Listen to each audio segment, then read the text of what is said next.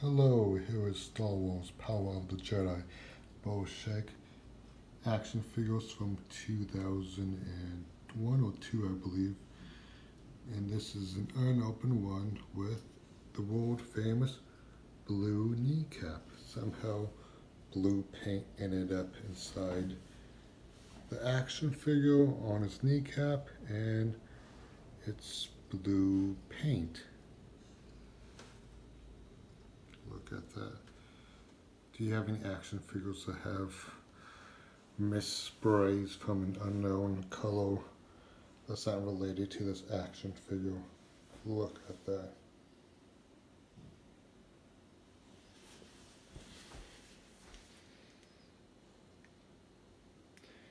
You can see it on the inside, slightly on the outside. And here we go again. The blue kneecap. Might be a little spilt blue milk, but that's not how this figure is supposed to be. And here's the back of the card.